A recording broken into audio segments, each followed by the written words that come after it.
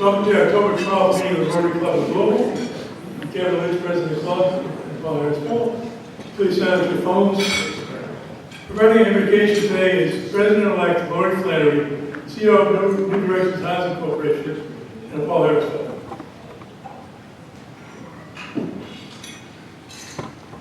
Thank you, President Kevin. Fellow Rotarians and future Rotarians, as we gather in communion with one another here today, let us reflect on our roles as leaders in this community and around the globe. We represent varying professions, religions, races and ethnicities, political persuasions, and geographies. But as Rotarians, we are united in peace and dedicated to service. The world we live in is complicated, often unfair, and sometimes scary. May we lead and serve with reason, intelligence, discernment, and strength. We know we are to love one another, to treat others the way we ourselves want to be treated. Let us utilize our power to lead, and our promise to serve, to create a world where our children and grandchildren will prosper and thrive, a world that will make them proud of us. We go forward today and each day hereafter, making that our work and our legacy. Thanks, Lori. Now, lead us to the forward test, and the pledge will be Matthew Rigo, VP of Global Paving Construction Company. First, we're going to start with the pledge. I pledge allegiance to the flag of the United States of America and to the republic for which it stands, one nation, under God, indivisible, with liberty and justice for all. Next, the four-way test. Is it the truth? Is it fair to all concerned? Will it build goodwill and better friendships? Will it be beneficial to all concerned? Thank you, Kevin. Thanks, Matt. It's time for guests. Rotarians, introduce your guests, their name, title, and organization. And back there, we're right below the exit sign where the mic is. And after the guest, when you introduce your stand to your table, and after the meeting today, go in the corner over there, the What is Rotary sign. Craig Sherman will give you an introduction to what Rotary is all about. Hello, President Kevin Walcuno here. I have my guest is Dr. Greg Ross. Greg is the newest and the best ever head of the West End School on Virginia Avenue in the West End. And I just got to talk a little bit about Greg. Greg was I just heard he was a principal at Slaughter Elementary here in the 2000s, right? Principal there. And he was one of 9 black district superintendents in the Commonwealth of Kentucky before we recruited him to be our head of school. And we got a lot of folks in our audience that do things with the West End School. And this is, somebody asked me, Walt Squire asked me, well, Walt, you back in doing stuff yet? I said, well, I am. I'm on the board of the West End School. So now, here's my pitch. So, a couple of things. We got, anybody that's read at the West End School, raise your hand. Raise your hand. There's a bunch of folks that read at the West End School. Yeah, it's all great. Michelle Black-White, one of our members, got a public relations company donate a Gallup Blues Award that the kids and their art teachers can do. Linda Bartram Moore developed the science curriculum for them, and I'm so glad to be back on their board. And Greg is going to be a Rotarian, so there's my pledge. Welcome, Greg, and welcome to Rotary.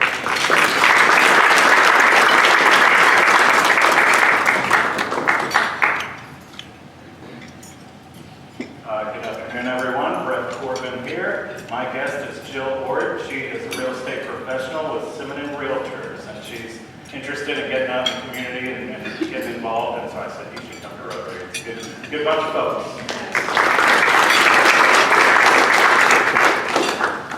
Fellow Rotarians, I'm Nick Turner. Today with me, my partner, Tessa Barney. She is most recently the head of product at Lash, she is currently on sabbatical while she considers her next opportunities. And in her spare time, she produces both an annual film festival and a regular comedy show in Boston.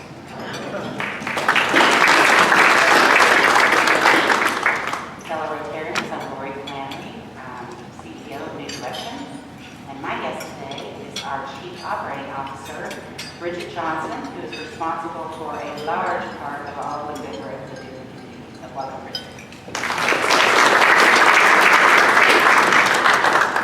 Hello, Rotarians. I'm not a Rotarian. I'm a guest, introducing guests.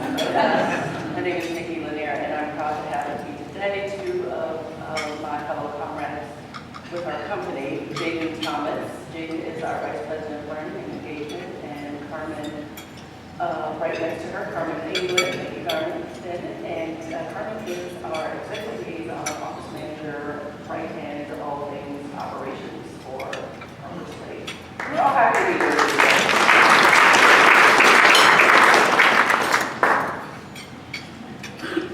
All right, I had a whole table full of guests, and it looks like I don't. So let me see if I can figure out who actually these are a lot of the people just RSVP through our online promotion, so I don't personally know some of them.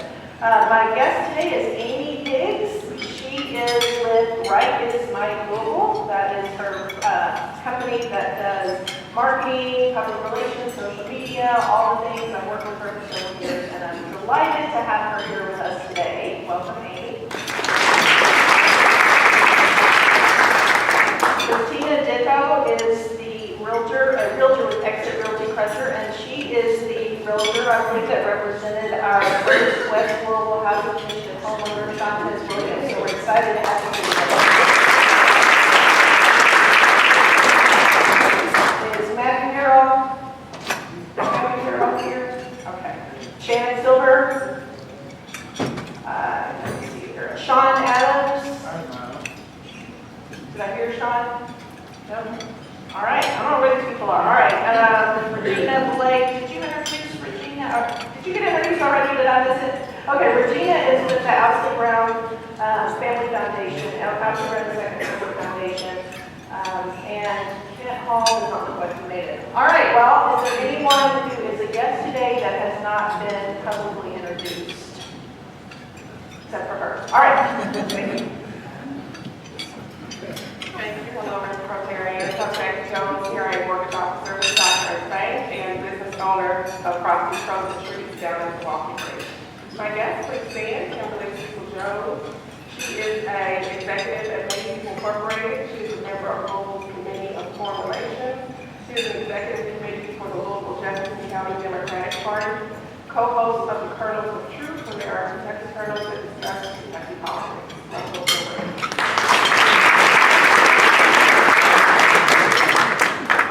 I apologize, I was supposed to be back there introducing Regina Blake rather than standing here. Regina's great. She's been working with Christy Brown for years. We've worked together for many years, and just a wonderful human being. Thank you.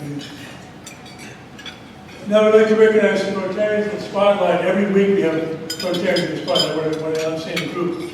Congratulations to Jeff Underhill and Evan Hill Associates, just along the board, being recognized by President Kentucky with, to get this, the David L. Morgan Excellent in Kentucky Historic Preservation Tax Credit Award.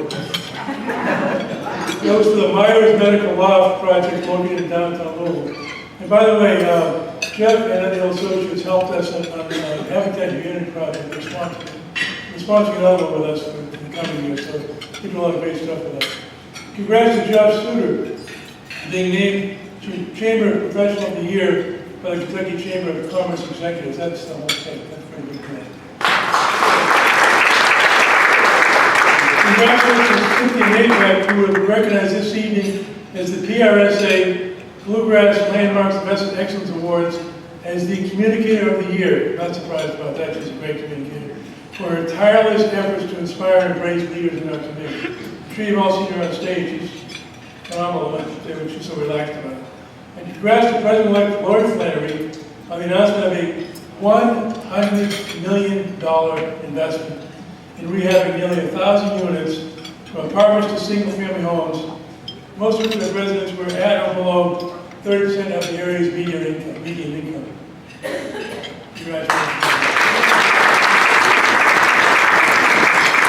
Our next is Jay Mallory, Executive VP of Marketing and Business Development at Image Quest, co-chair of the Membership Development Committee and Engagement Committee, and also a Paul Harris Fellow to induct some new members. I see.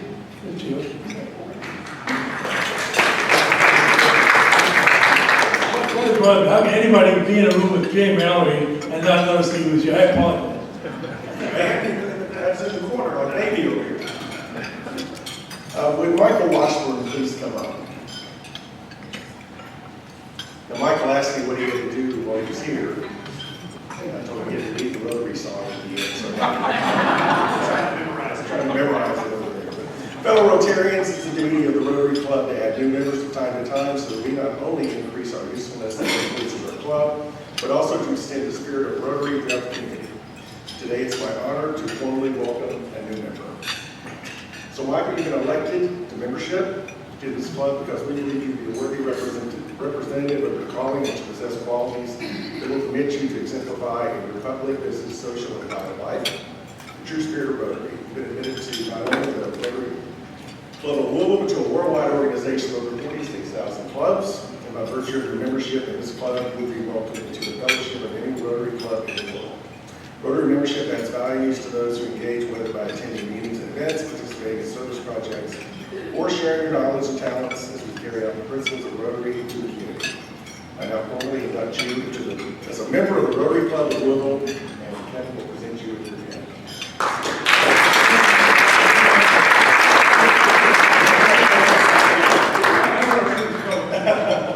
So I'll tell you a little bit about Michael.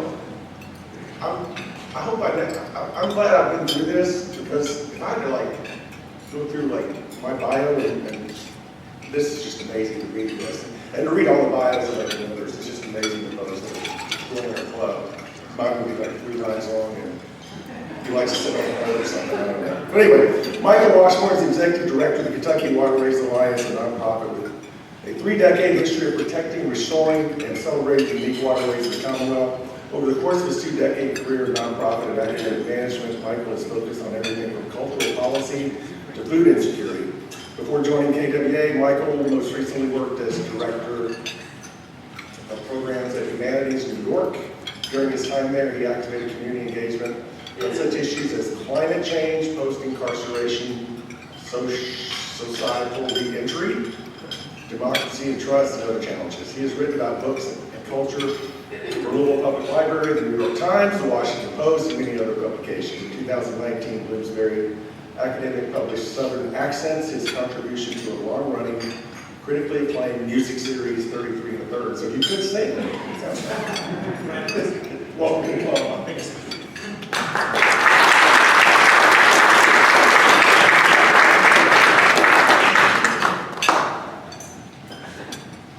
I also want to mention that Michael, in the Waterways, the Kentucky Waterways Alliance, is going to work with the Rotary Club on a project involving the Ohio River. This is actually started at Keene West a few years ago. And we're now continuing it and expanding it. And Regina Blake and OSHA, Calvin Shire, who was able to come make today, along with Christy Brown, we're going to expand the operation to do a lot more relative cleanup of the Ohio River waterways in the area. Alex Novak is going to lead that up for our club. It's going to be exciting.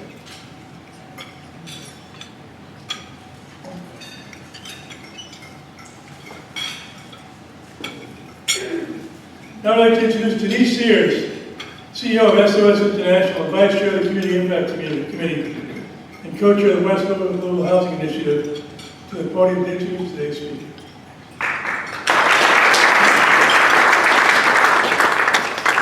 This is a true honor. I've known Nikki for a number of years. And when I think of her, the word that came to my mind was revere. Like, well, do I revere her or do I respect her? So I looked it up. You can respect someone, but not like them.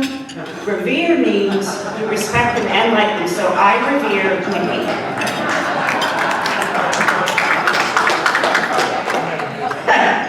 So when asked why she's focused so much of her professional life on advancing racial equity, Nikki will tell you it was an assignment passed on to her in utero. Born to parents who were immersed in the civil rights movement, Nikki was raised on the campus of Hampton University, one of the country's most prominent HBCUs, and as a child was taught to see the advancement of Black people as a birthright and an imperative to civilized society.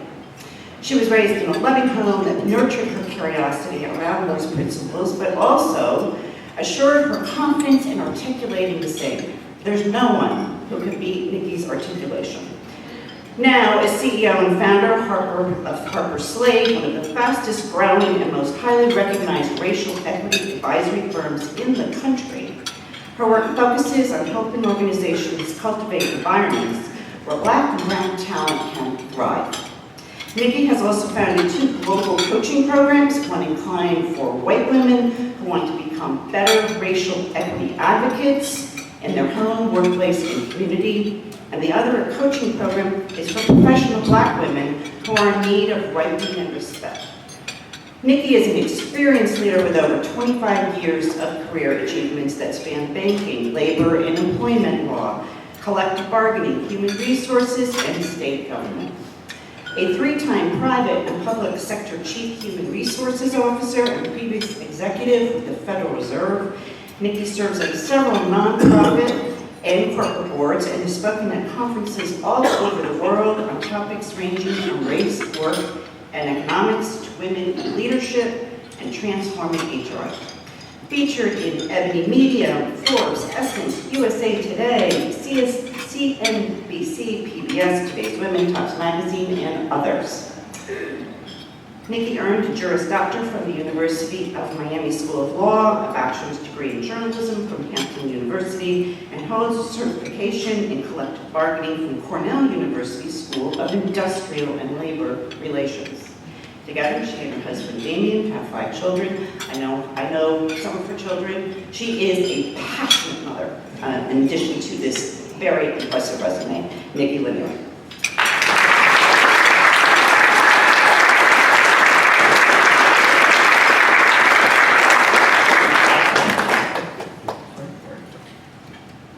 Denise, it is of incredible significance that I be introduced before this auspicious body by you in particular, given what I know to be true about your own views and growth and decision-making and commitment to equity in all forms and racial equity most specifically. So thank you, my dear friend, for that.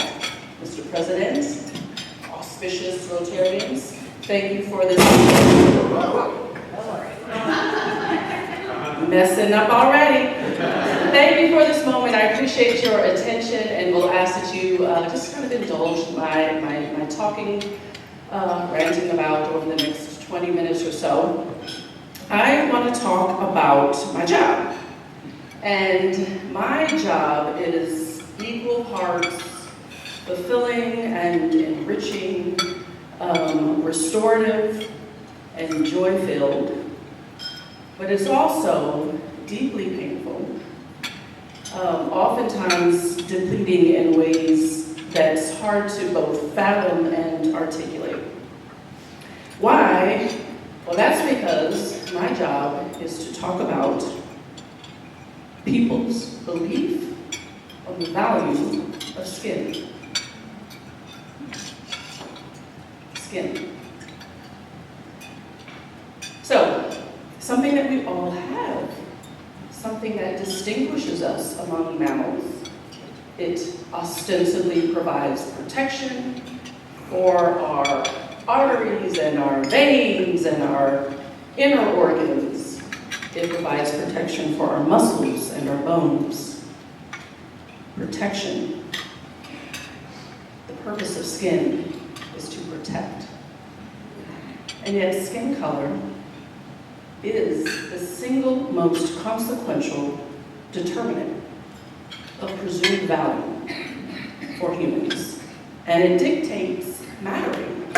It dictates those of us that are kind of born with the presumed assumption of de facto mattering versus others of us who have to contextualize our way into mattering episodically, periodically, with condition, with caveat, with footnote.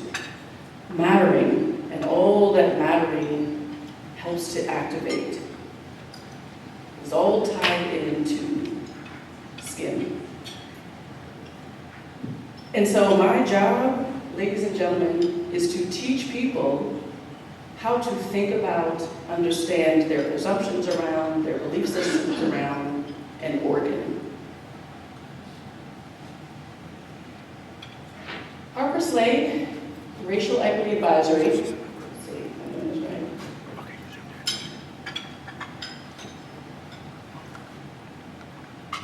I'm just trying to get to the next one. Harper Slade Racial Equity Advisory was formed with an understanding that we have a finite amount of time to really think about, understand more deeply, and behave much differently vis-a-vis one to another. Henceforward, as was shared, we are the fastest growing racial equity advisory firm in the country. I'm very happy about that fact. We are only 19 months old. Oh, can I not advance to the... Unfortunately, the battery's dead. Oh, can you just do the... You would just look on my way out. I'll just say, hey, click it, delete. Okay, perfect. So we are the fastest growing firm. This is a picture of me and my team. We are very excited about the work that we do. Our goal is singular, and that is to create a world where racism can't live. Super easy, right? So that is the goal, and we do that. Any long-term goals, we're working on those too. And we'll see. We should have this one done in probably another week or so. Creating a world where racism can't live, can you fathom that? What would that even look like? It's hard to really think about that world because all we've known, and quite frankly, all we've inherited is the narrative of presumptive mattering for some and contextualized mattering for others, and that designation has always had monumental consequences, and it's all that we've known, it's all our parents knew, and their parents before them. So it is hard to fathom what we are hoping to move toward. Next slide. So I'm excited that we've amassed an amazing team. Some of the folks are here today. And these are all very ardent and disciplined, visionary practitioners who are equally invested in what some might say is the unattainable dream. I would say the inevitable reality of creating a world where racism can't live. And so what sets us apart? Next slide, please. What sets us apart? A couple of things. Well, we are focused on race, work, and economics. And there are actually few organizations that do the work that we do that have that blending. As was shared at the outset, we are blessed to have folks in our midst who hail from the education sector, who have been human resources leaders, law degrees, folks that have been in the labor field. I myself, of course, have been working with the Federal Reserve and how I've come to know many of you in this room. So this blending of an understanding of how work works from an employment law standpoint, married to our understanding of the basics around employer pipeline needs, workforce development needs, employee engagement needs, the entire employee life cycle, how people come into your organization, what happens while they're there, and even how they exit. What about that is differently navigated because of their skin that employers just haven't been taught to pay attention to? And then on top of that, we have a really, really rich understanding of the economic realities that not just beset individual organizations that continue to kind of get mired in race-based inequity, but the implications to all of us at the macro level. So that's part of what distinguishes us. The next one I can't see, hold on. Beliefs before behaviors. So, okay, so sometimes we have consultants that do work like, bless your heart, baby. I'm gonna kill her before this is all said and done. Thank you so much. So we have a lot of folks that do work like I do that just kind of come in and say, here's how we're gonna train, and here's what we're gonna do, and here's a potluck you should offer, and you should invoke a Dress Like Your Heritage Day in the name of DEI, in the name of racial equity, and that's enough. But what we know to be true is that we have a really hard time as human beings sustaining choice changes when we haven't challenged our belief that give rise to those choices to begin with, right? Right? So that's kind of how many of you are parents? Okay, and And how many of you have been parented? Right. Okay, so if you think about it, even with your children, particularly those of you who have more than one child, you think about the values that you want to promulgate in your home. I know with me and my kids, one of the things that was really important is, well, two things: cleanliness and order, and understanding the value and hunger for education and learning. That manifested in keeping your room clean, right, and getting good grades.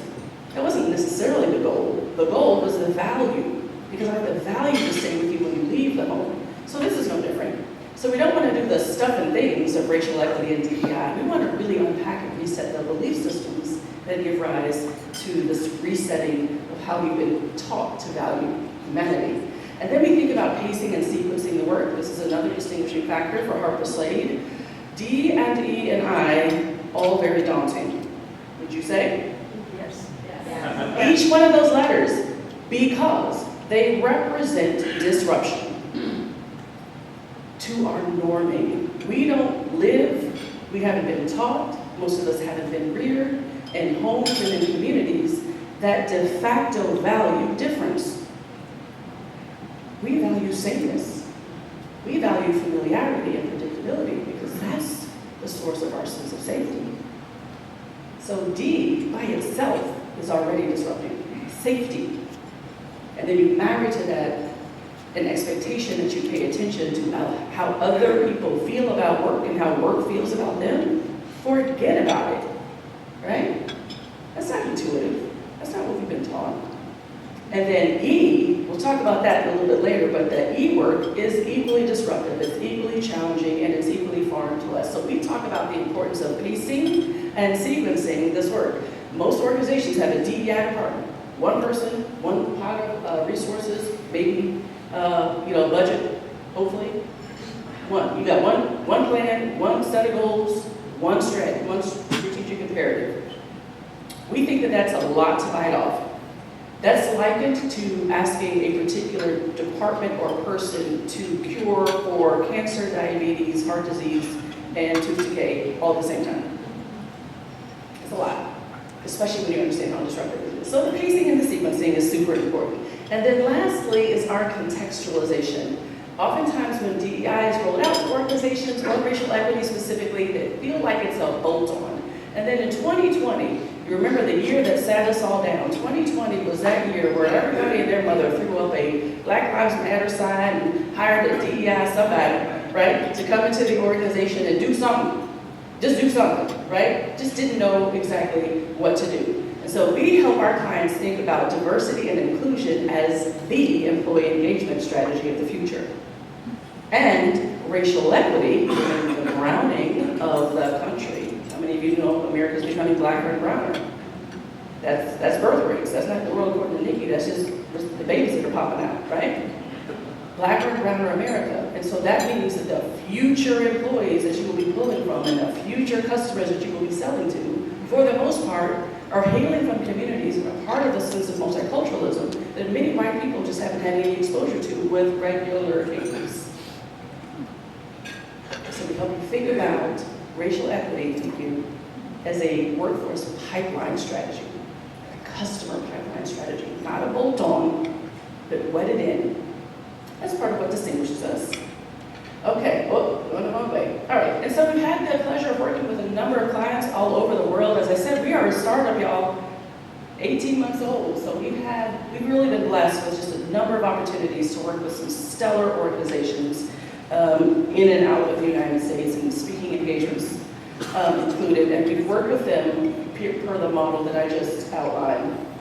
As was also shared, we have 2 coaching programs because we know that there must be a after 5 o'clock reality, right? As much as racial equity, DEI is disruptive work, and because it is disruptive work, trying to disrupt how we've all been reared. And I'm not just talking about white people, I'm talking about all people have been reared to assign value to some, not to others. We've all fallen victim to that. And so we can't just expect that in the time frame of 9 to 5, but we also got to get the widgets out the door. We also have to manage our teams, and we also have to respond to our board's requests and needs, that we have time to really move the needle in our own minds and our own bodies around racial equity. So we have after 5 o'clock experiences too. So these are 2 of them. One of them is called the Rare Woman Collective, which is a racial equity program suite specifically for white women who are interested in working toward racial equity in their homes, in their communities, and in their workplaces. And it's a concerted opportunity for women to come together. This is actually happening in a few weeks, November 2nd through 4th at the Brown Hotel. If there are any interested here, we have some cards that we're happy to pass out. You can register today. And then the Slade Woman, and I ask some of you who are leaders in organizations to think about this one, particularly for Black women in your organizations. This is a coaching program for Black women who are looking for both ripening and development, but also respite. Because I think it's hard to really convey how difficult and elusive the exhale is for Black women, particularly in spaces that just don't contemplate us. They don't contemplate the way we wear our hair, the way we laugh, the way we smile, the way we sit, the way we eat. All of it is subject to scrutiny all the time. And it's hard to talk about that in work. But we have to have a place to talk about that at the same time that we're growing in our leadership and preparing to be contributors to your organization. So that's the Slade Woman.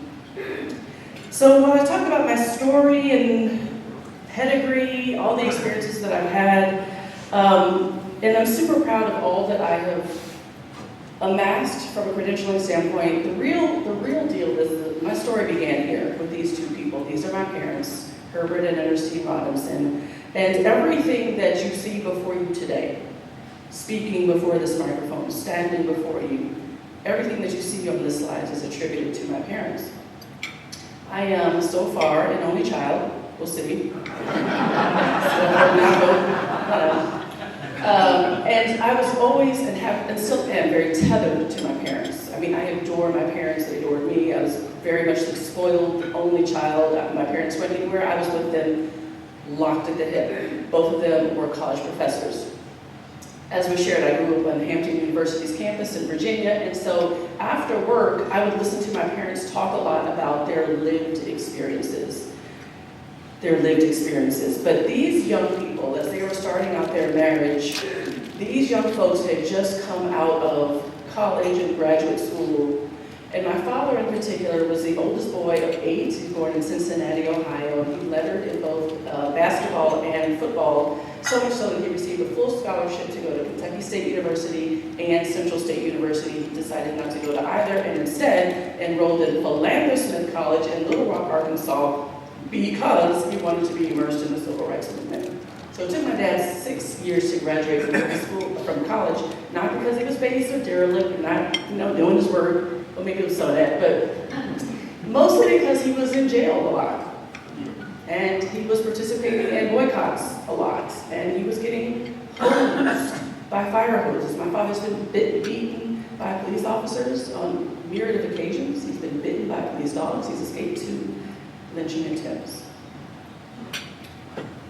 And what was his assignment when he was working in the civil rights work as a college student? Registering Black people to vote. That was his sole assignment. And it was a right that he already had, ostensibly already had. And so for exercising that right, that was my father's plight. My mother had a similar experience, not as violently. She worked more with Dr. King in Montgomery, Alabama, some more back office, and wasn't as exposed, except for when people went out to do the protests and the boycotts, and they would come back to the churches where she would be helping people to mend wounds and the like. So these are the stories that I heard like my whole life growing up as a kid, right? So now I'm in middle school looking like this. It's a whole other story. Everybody else has got their jeans and, Michael Jackson. Anyway. So this was me in middle school. So as I would come home from school in middle school, I would come home to my parents and all these great professors and the deans of this college and the chairperson of this department, and they're all in our house, and smoke would be billowing because my mother smoked cigarettes, my father smoked a pipe, everybody's smoking something, not that, but one of those things. And they're drinking their sherry and their wine and just pontificating about the state of Black America. My father used to talk so much about the elusive warmth of the Constitution. Like there would be so much conversation about that particular phrasing. And so this is what I absorbed as a kid growing up. I'm going one way, I keep going one way. And then of course I went to Hampton since I was already there, why not? Finished at Hampton University and I got a degree in journalism, went on to law school, practiced law in South Florida, and I worked a bunch of places like here, and I wrote things in this, trying to hurry up. And then I ended here, and this is where I got a chance to meet a lot of you. So though I have worked in HR and I practiced law for a little bit, one of the most interesting jobs I've ever had was working for the Federal Reserve as a senior vice president, and I didn't do law or HR, I did macroeconomic work, monetary policy. I got to really understand the sausage making of how the Fed makes decisions around interest rates moving up or down. I got to observe some of the FOMC meetings, which was ridiculously crazy. I mean, it was just amazing to be in a room, the room where it happens, if you will, right? Watching that, watching those kinds of deliberations. But I also had a chance to work with economists from a number of the Federal Reserve banks to study the cost of hate. The cost of hate. How much does racism cost? $16 trillion. In 20 years, we've lost $16 trillion in GDP due exclusively to race-based inequity. Again, not the world according to Nikki, but the world according to the Federal Reserve. I invite you to Google a study from the Federal Reserve Bank of San Francisco, 2021, that was promulgated, talking about the cost of inequity. So it's a costly proposition. And what makes it even more costly is when you think about the urgency of demography. So as was stated a little bit a while ago, we are moving toward a blacker and browner country. And while we can all bear witness to some of the political folly that is now happening in order to kind of stave off what some believe might be the inevitability of black and brown takeover, the reality is that we are ever reliant on the health of a middle class in our country. How many of you understand that? Median income earners. Like, I've watched that with the Federal Reserve. I watched how painstakingly the Fed paid attention to what was happening in the middle class, saving, spending, home ownership, higher education attainment. What's the middle class doing? Because middle class has always been a proxy for how the overall economy works. So we paid a lot of attention to how the middle class is behaving and what's happening there. Fiscal policymakers pay attention to that too, not just monetary policy. And we've always had the benefit as a country, since we've been paying attention to that, to having the folks who are the least encumbered into getting into the middle class, populating the middle class, i.e. white people. Because whoever is the majority in the available workforce typically should be the majority, at least in the middle class, well represented throughout the middle class. Y'all following me? Majority available workforce should also be well represented through every strata of the middle class. In this current inflationary period, this dispensation in time, middle class median income earners anywhere between $60,000 to $120,000. So we look for people to be well represented in that. Wherever's the majority should also be there. For the first time ever, by 2045, who's going to be the available majority in the workforce? Who? Black people and Hispanic people specifically. How many of you believe that black people and Hispanic people now are represented in the middle class? You're not. Not statistically so. In fact, black households have never been statistically meaningfully represented in the middle class, ever. Hispanic households are just now encroaching at the very bottom level, 59,000 households. So what does that mean? When we understand that the biggest impediment to black and brown economic mobility is the way that black and brown people experience racism at work, it's not the only way, but it is the most significant. The way that racism quietly and insidiously shows up at work is the biggest threat to our nation's economy. Pausing for absorption. The biggest threat. So we have to fix in 23 years what we've not been able to fix in 400, which is why we hit the panic button every day in my company, right? That's why I decided to leave the Fed. That and this. 2020, that year, and that year for us in Louisville, my God. Watching this unfold, and at this time in 2020, my parents had moved from Miami to Louisville to stay with me, and my mother's dementia was beginning its onset, and she was in and out of reality on what was happening. What was happening. She felt as though she was right back in Jim Crow South. She's from Marietta, Georgia. She had a hard time distinguishing us. Watching that and watching my son who at this time was, I think, 24 years old, and a runner. He loved running outside, loved running in the parks, stopped immediately when Ahmaud Arbery was killed, and hasn't run since. Watching that, and then actually having to reconcile my own fears and my own worries about my own safety, and having to give voice to a feeling that I've always had, which is the inevitability of my rejection by my home country. All of that emotion gave rise to more introspection, more thinking about my grandmothers, both of whom were stalwart women in their right. They gave birth to my parents, obviously, but both of them, my grandmothers, did work in what they called Negro rights. And so my mother's mother, with the pearls and the blue dress, Ernestine Johnson Slade, and my father's mother, Lenora Harper Robinson, were the inspiration for my company. And so now I'm going to leave you with a couple of definitions and a couple things to think about. I want to define how we think about racism, because these are terms that are important to really root around, have a common framework or common understanding around. So this is what we see. Racism is a belief that Black and brown people are inferior human beings to white people. And it is also the systems and the structures, the policies, the institutions that protect that belief. So it's two things. That's what we're battling against. And so when I think about racial equity then, the work that we do, we focus on proportional fairness that takes into consideration the cultural and historic realities that have uniquely beset people of color and works to remedy the same. It's three parts. Proportional fairness is the first part. These are my crazy kids. I think we've established already that most of us have children here. And the other dynamic that's so fun associated with parenting is the idea of proportional fairness. So we are all familiar with this. If you have more than one kid, you know what I'm talking about.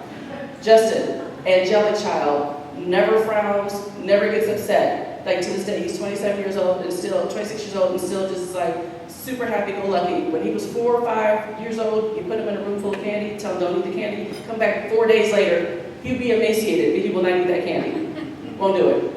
So Justin was 16, Justin got a car, Justin went off to college, Justin came back from college, didn't have to have any curfews, Justin got whatever allowance he wanted because he did the dishes, cleaned his room without being asked. Jada, on the other hand, Jada turned 16, Jada did not get a car. Jada still has curfew, right?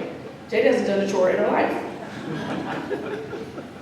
Proportional fairness, same household, but we treated them proportionally fair. We have to wrap our heads around making that same argument in workplaces. Proportional fairness is not fair. It's not intended to be fair. You cannot remediate unfairness with fairness. It doesn't work. But what does that proportional fairness take into consideration? It takes into consideration the reality that there is something in our country that has only happened to people of color. Uniquely happened. Most of us don't know that. In a world where CRT is bandied about for political fodder, where there's zero appetite to learn or have our children be taught anything about the history of the laws that gave rise to current day inequity. In that world, it's easy to dismiss all of this work as Black and brown people want something for nothing. Pull yourself up by your bootstraps. Get over it. Stop talking about it. If you quit talking about it, it will be a thing. But understanding what has specifically happened is the central part of understanding the importance of racial equity. There's another example. There's a lot on the slide. I won't go through it, but basically this is about redlining. And this is Social Security Act at the top. Most of us don't know that Black people were not allowed to participate in Social Security. Most of us know about redlining, but you probably don't know that during the height of redlining, white people were allowed to buy homes in Black neighborhoods, while Black people couldn't get the loan to do it. They bought them at a premium, sold them to Black households, triple, quadruple the prices, and then gave them what's called housing contracts. My parents had one. So you're buying a house in a Black neighborhood from a white person, $200,000 house, call it, for $500,000. And your mortgage is with this white man who says you miss one payment or late, you're out. For years. Most people don't know that. And so that's part of what's important to understand. There's no guilt there because y'all didn't do it, right? This law is long off the books, but the residue remains. So Proportional fairness, it takes into consideration what has uniquely happened to Black and brown people and works to remedy the same. This is a great picture of equity in action. I love this picture because what it shows you on the right, on the right, is the picture of equity, the two boxes. That's equity. And I want you to make note, when equity is in place, no one loses. Despite what Fox News would tell you, right? Despite what some of your friends and family members might share with you, equity means we all win. We all win. This is not about taking from white and giving to Black and brown. It is not that. It is not that. It is remediating what has happened from the persistent hundreds of years of removing from Black and brown. Yeah, for social justice, yeah, because it's the right thing to do, but at this point, because of the demographic trends, it's really about making sure that we thrive economically and that we have a healthy middle class. Last thing I want to leave you with is this picture of these flowers, and this is specific to Louisville. Louisville is a challenging place to do this work, probably more than any place I've seen. And it is because we live still inside of segregation. So it's not so much where we live, it's how we live. We live inside of sameness, and we value that. We value the ritual and the custom of one pattern. We are marigolds in Louisville. So you think about a garden full of beautiful flowers. But if you are a marigold, and you have grown up only around marigolds, you know everything about what marigolds eat, where they walk, how they talk, where they like to go to the movies, what kind of beer they like to drink, what bars they go to, what schools the children should go to because those are the best ones, what the Boy and Girl Scout troops ought to be comprised of, all things marigold. You go on vacations with marigolds, your parents are marigolds, marigold is the way. In Louisville, you can spend your entire life surrounded by marigolds and marigold-influenced everything until you get to work. And then you get to work and you're a whole grown marigold. And your manager says, hey, I need you to go over there and manage these tulips and daisies. What's your instinct gonna tell you? Manage them like marigolds, right? Come on, y'all, this is how we eat, this is how we get water, this is where we get our fertilizer, this is how we stand in the sunlight. And the tulips and daisies are like, wait, no, what? Sunlight kills me. I can't have that much sunlight. I don't need that much water. And in fact, I need to be in a different part of the garden. This soil isn't even rich for me. I can't grow here. So the marigolds put you on a performance plan. Or they give you a mentor, which happened to be quite a bit when I was working in the world. You have to be fixed to become a marigold. And that's an unsustainable model. And it's not the marigold's fault, because that's what the marigold has always done. That's what the marigold's mama did, and daddy did, and their parents. It's not the marigold's fault, but unfortunately, y'all, we drew the short straw. We have to fix this. We have to fix this now. We have to fix what we've inherited right now, because the demographic trends are what they are. And we also want to avoid this thing called apartheid. Apartheid refers to the implementation and maintenance of a system of legalized racial segregation in which the racial group in the majority is deprived of political and civil rights, as well as full access to economic systems within a country. This is our inevitability if we can't figure out a way to work together to advance racial equity without the guilt, without the shaming, without swallowing something that's not ours to swallow. But this is the urgency of our lifetime. And we must operate in doing so with grace, with patience with one another, because we've only known what we've known. And it is important that we be careful with our psyches. We are fragile people as human beings, and especially so on this topic. So stomping all over people's hearts and minds and harm swapping is not how we get this needle moved. Operating with grace, that is our singular value at Harper Slade. And so now that you've been here for 3 days, I don't know, do we have time for questions?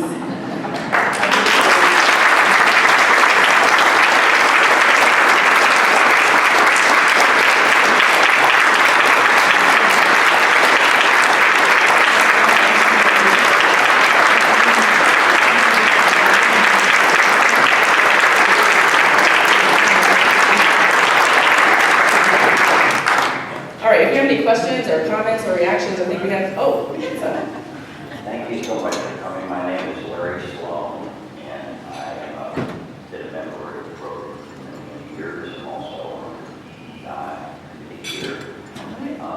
We have some things in common. My father and grandfather were both named Herbert.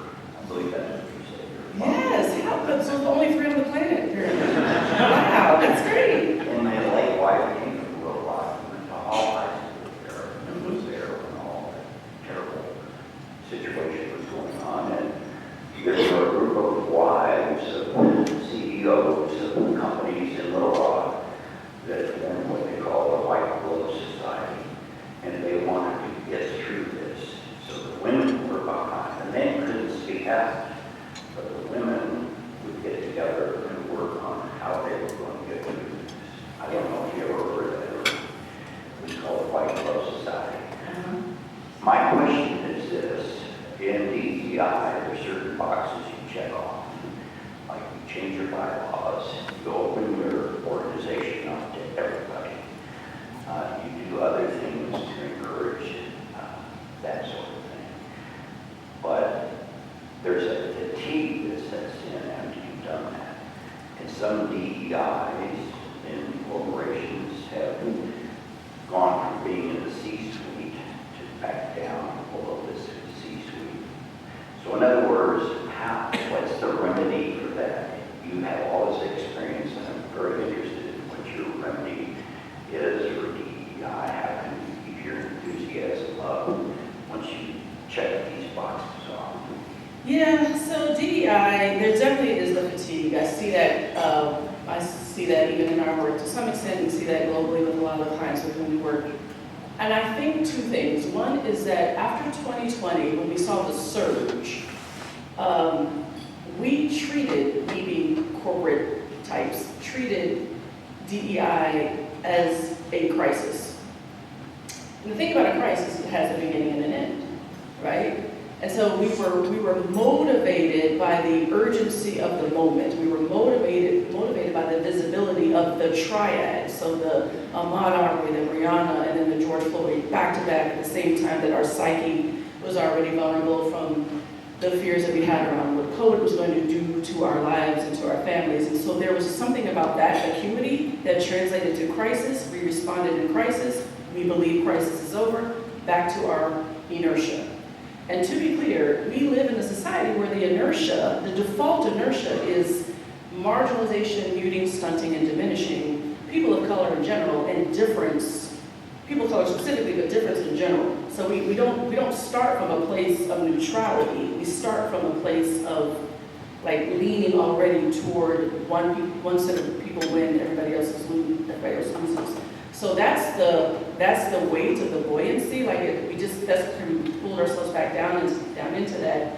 And so because of what I said at the outset, that DEI, each of those letters is so disruptive and it's so uncomfortable. And to be fair, there are a lot of folks who do the work that I do in a very inartful and hurtful and cruel and mean way. And no one wants to continue to sign up for that, especially if the perceived urgency has waned. So that's why we talk about, like, we come in and help employers think about employee engagement strategies. So how people are thinking about being connected to work, interested in the workplace, feeling safe and secure, then they're engaged, and everybody in here wants an engaged employee. Why? Because then you get the best of their discretionary effort, which leads to more innovation, which leads to more competitive company. So nobody can argue that. So that's what we really lean on, is diversity and inclusion as your employee engagement strategy. We teach you how to pace and sequence that thing. And then we talk about, okay, let's now deal with the racial equity realities of what you must become in order to court the workforce and the customer that you're going to be meeting really henceforth. So we recontextualize it, which is, I think, part of the issue why we've seen the DEI demise.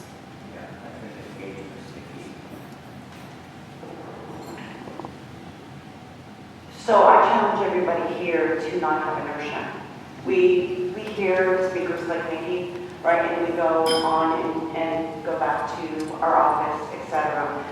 I challenge everyone here to leave different today, all right? These stories, I mean, they are all unique. They may have a common theme, but we need to treat them each as unique individual stories that impact us.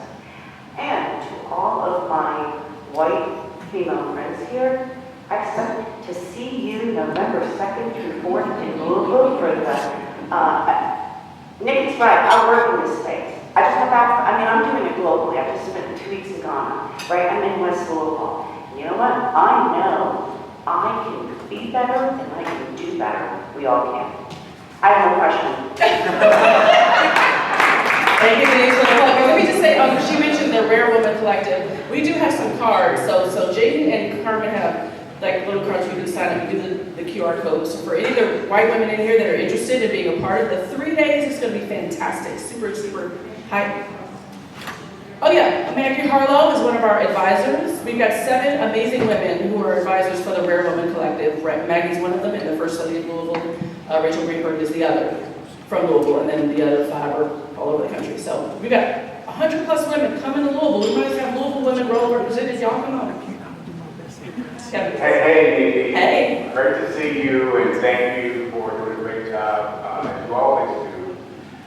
Kevin Fields, you know me as CEO at the LCCC, but also I'm a club director and chair of the club's DEI committee, the first chair of that committee since 2021.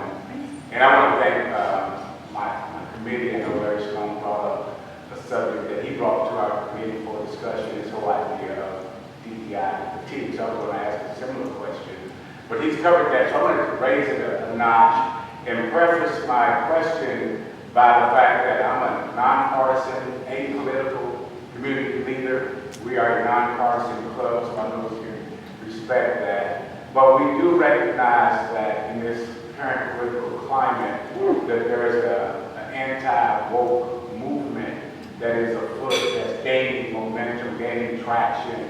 We know that there was a recent Supreme Court decision addressing eliminating affirmative action in higher education.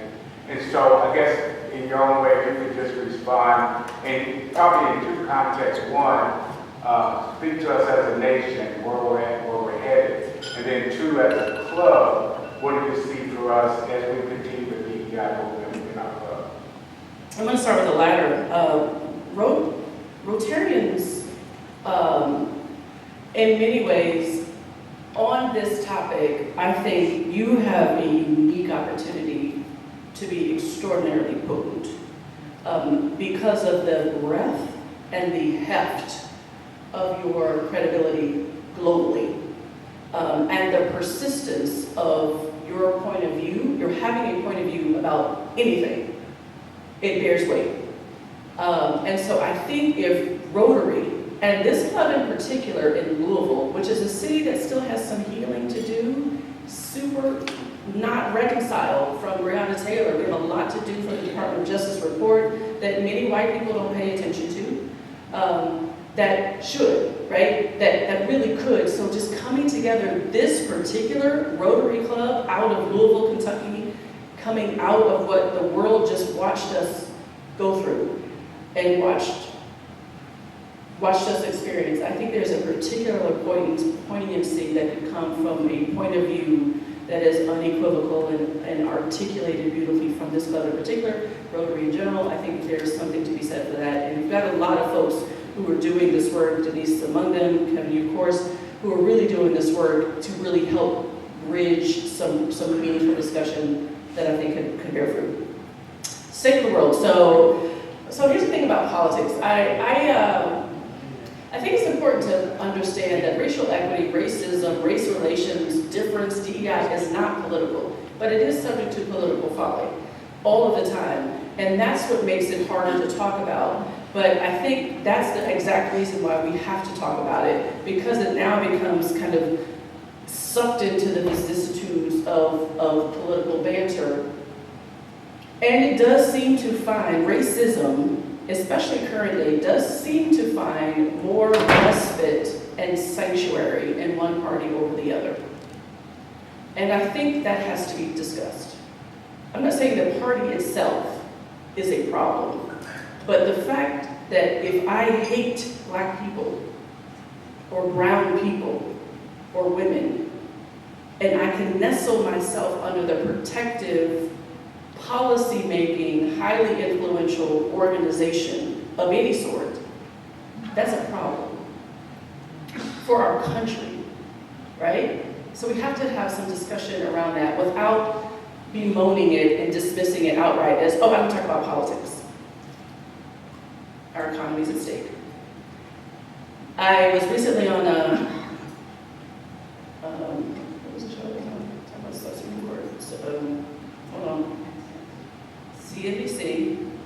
Closing Bell. I was on Closing Bell talking about the issue with the Supreme Court. And so one of the things that I talked about there was the worry that, though that case was specifically focused on higher education, obviously the sentiment that gave rise to that particular ruling said unequivocally, there is nothing that has happened uniquely to Black and brown people that is worth acknowledging or remediating.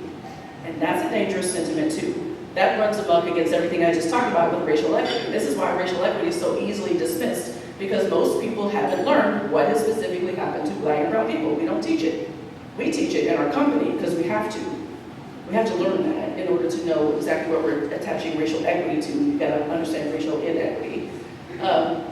But it's important that we start teaching. When I talk to people all the time, like the advocates, especially my white women who are coming to this Rare Women program, and all the white women that follow me on TikTok, hashtag follow me on TikTok, because I'm out here on TikTok. So I talk about, if you have to fall on your sword for any particular policy, only vote for people who support teaching African American history.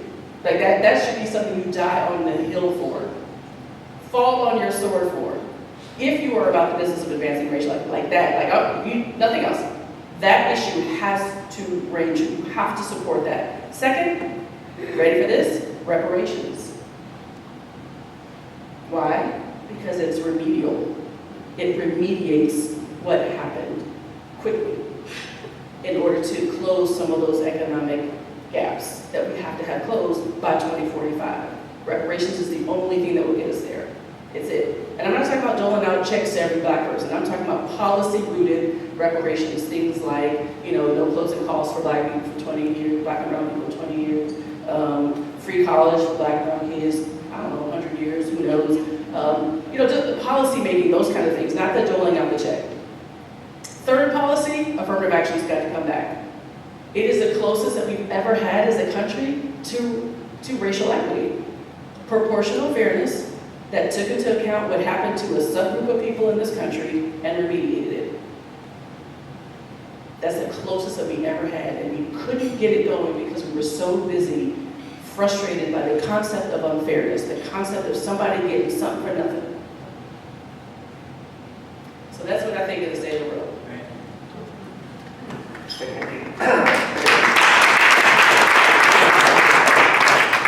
Hey, Nikki, Keith Miller, with founder and president of Vibe Consultancy.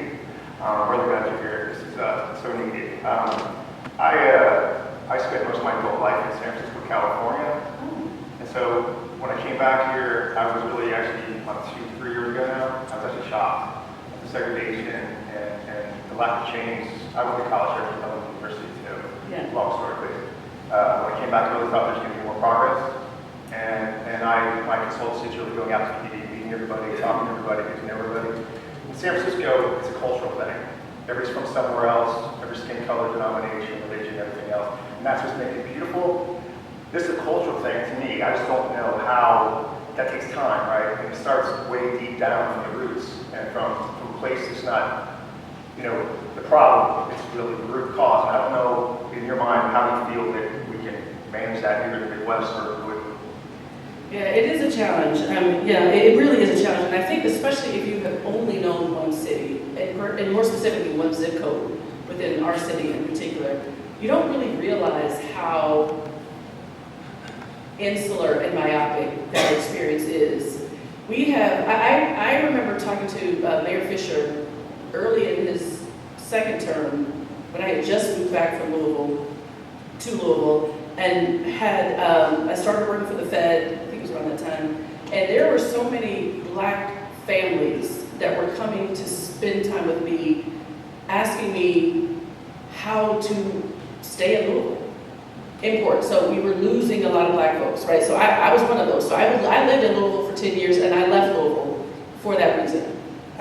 couldn't. So I left, and then I ended up coming back, and not much had changed. But I did notice that people were just starting to churn. So we have these wonderful, amazing, highly pedigreed, Black talent folks coming in, being recruited by many companies like yours and other companies. They were coming in 5 years, 5 years gone. And that trend stands to date. Imported Black and brown talent rarely stay in Louisville more than 5 years, because the thickness of the narrative around sameness is almost impenetrable here. And the thing is, it's so sweet. Like, people are so nice here, and there's beauty in the ritual. There's beauty in the custom. Like, we drink this thing, you have to drink the bourbon, you gotta pick UK or UL, you gotta go to Derby, so all these rituals, but they're not necessarily how Black and brown people move, and how we prioritize, and how we act, and for a lot of white Louisvillians who've only known a certain kind of Black, you got all these imported other Black folks coming in, and the marigolds are freaking out. The marigolds are like, wait a minute, what is this to them? Right? So I think there's a piece of that we have to really examine how we live. I'm not saying, move. If you zip this zip code, move that zip code. But unless you are inviting multiculturalism, what you are watching on TV, what you're reading, where you're going on vacation, what restaurants you're dining in, we have to get out of this kind of cycle in Louisville where most affluent, like middle-class white families only experience Black people outside of work in service to them, entertaining them, or contributing to a negative stereotype. That's it. And then you gotta take that mindset and go to work and try to manage me. Good luck. All right, thank you. I'm going to claim my privilege as Executive Director and Controller of the slides to ask one last question. I know we're over time, so if you do need to escape, please feel free to do so. But do you have a concise answer? In talking about reparation and remediation and your example of the marigolds, what would you recommend that I or someone in this room say to someone who says, but if the garden is full of marigolds right now and you have a limited size for your garden, how do you plant other things without taking away some of the space from the marigold? Okay, I just feel like the argument is flawed, Delene. I apologize for pushing against that, but I don't think that there is such thing as that finite of a resource. If there is equal prioritization to advancing racial equity, right? So if you prioritize the advancement of racial equity in your organization, you find a way. I'm on my very first corporate board, publicly traded company board, and this board is all white except for me. They made a decision 3 years ago that they wanted to diversify. Per their bylaws, they got 7 seats. I'm the 8th member. They made a way. You make a way. And then you let Harper Slade come train you. So anyway, we'd love to talk to you about training.